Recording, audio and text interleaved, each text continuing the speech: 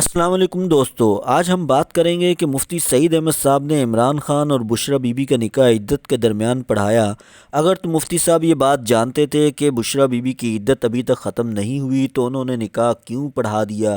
کیا مفتی صاحب کے نزدیک عدت میں نکاح جائز ہے؟ اور اگر مفتی صاحب یہ بات نہیں جانتے تھے تو بشریٰ بی بی نے مفتی صاحب سے اپنی عدت کیوں چھپائی؟ کیا عمران خان اور بشریٰ بی بی کے نزدیک عدت میں نکاح جائز ہے؟ اگر جائز ہے تو پھر دوسری بار نکاح کیوں پڑھوایا گیا؟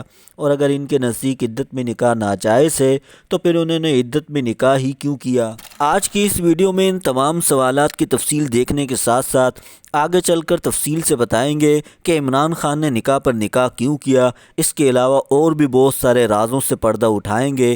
ویڈیو کی تفصیل میں جانے سے پہلے آپ سے گزارش ہے کہ اگر آپ نے ہمارے چینل کو سبسکرائب نہیں کیا تو چینل کو سبسکرائب کر لیں تاکہ اس طرح کی مستند خبریں آپ تک پہنچتی رہیں، اور آج کی اس ویڈیو کو آخر تک ضرور دیکھیں۔ جی تو دوستو، جاوید چودھری اپنے ایک انٹرویو میں بتاتے ہیں کہ مفتی سعید خان کا دعویٰ ہے کہ میں بشریٰ بی بی سے واقف نہیں تھا۔ 31 دسمبر 2017 کو اون چودھری نے مجھ سے رابطہ کیا اور مجھے بتایا کہ عمران خان نکاح کرنا چاہتے ہیں، ہم آپ کو نکاح کے لیے شہر سے باہر لے جانا چاہتے ہیں۔ میں راضی ہو گیا، ہم نے آپ پارا کا مقام طے کیا، میں اپنی گاڑی میں وہاں پہنچ گیا۔ اون چودھری زلفی بخاری کے ساتھ گاڑی میں بیٹھ کر میرا انتظار کر رہے تھے۔ میں زندگی میں پہلی بار اس دن زلفی بخاری سے ملا تھا۔ ہم وہاں کھڑے ہو کر عمران خان کا انتظار کرنے لگے۔ عمران خان آئے اور یہ اون چودھری اور زلفی بخاری کے ساتھ ایک گاڑی میں لاہور روانہ ہو گئے، جبکہ میں دوسری گاڑی میں ان کے پیچھے چل پڑا۔ ہم لاہور پہنچے، مجھے ریفرنس میں کسی گھر لے جایا گیا۔ وہاں ایک بڑا گھر تھا، وہاں 2-3 خاندان موجود تھے۔ میری وہاں بشریٰ بی بی سے پہلی ملاقات ہوئی۔ ہم نے نکاح کا فارم پر کرنا شروع کر دیا۔ بشریٰ بی بی کی بہنیں اور سہیلیاں بھی وہاں پر تھیں اور بچے بھی تھے۔ میں نے بشریٰ بی بی سے پوچھا کہ آپ کا نام بشریٰ بی بی ہے اور آپ کے والد کا نام یہ ہے۔ خاتون نے تصدیق کر دی۔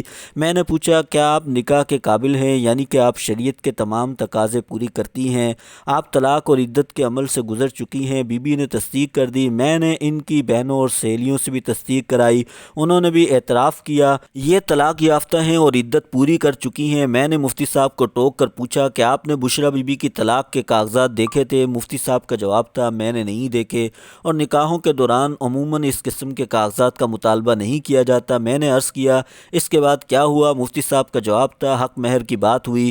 عمران خان نے اپنا زمان پارک کا گھر اور بنی گالہ کا 7 کنال کا پلاٹ بشریٰ بی بی کو حق مہر میں دے دیا۔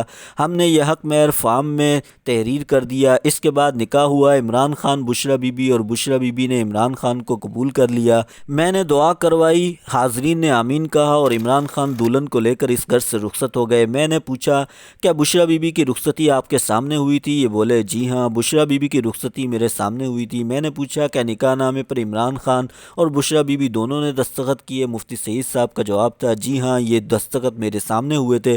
عمران خان اور بشریٰ بی بی کی رخصتی کے بعد میں فارم سمیت گھر سے نکلنے لگا تو اون چودھری نے وہ فارم مجھ سے لے لیا۔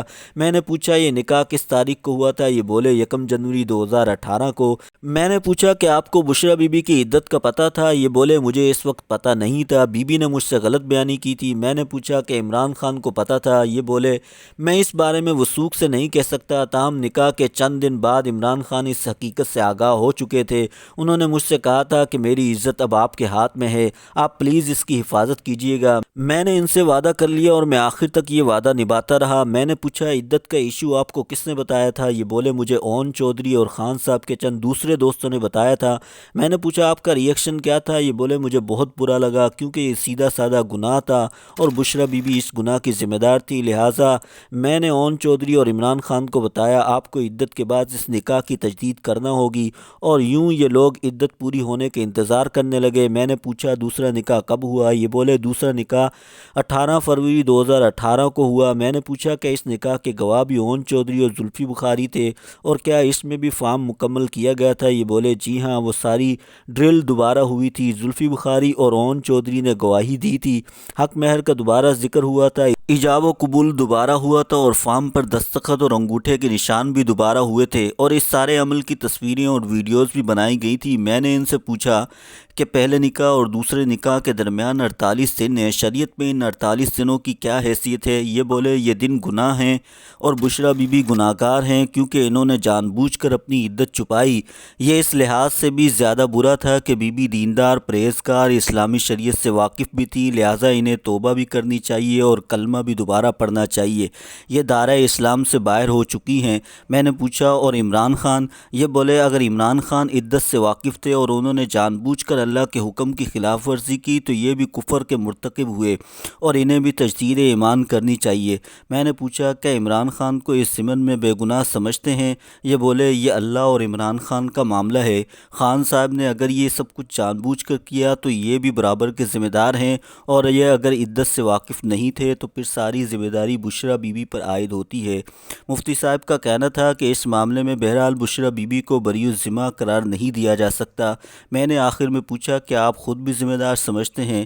یہ بولے آپ بتائیے کہ میں ذمہ دار ہوں؟ میں نے عرض کیا کہ میں عالم یا مفتی نہیں ہوں، لیکن میں اتنا جانتا ہوں کہ نکاح ایک حلال فعل ہے، اور بطور عالم دین اور مفتی آپ سے جو بھی نکاح پڑھانے کے لیے کہے گا آپ پر فرض ہے کہ آپ یہ فریضہ انجام دیں، اور آپ نے اپنا فرض ادا کر دیا۔ لیکن اگر آپ کو عدت کا پتہ تھا اور آپ نے اس کے باوجود نکاح پڑھایا تو پھر آپ بھی ذمہ دار ہیں۔ یہ سنجیدگی سے بولے بخدا میں بشریٰ بی بی کی عدت سے واقف نہیں تھا۔ میں نے عرض کیا کہ پھر آپ بے قصور ہیں۔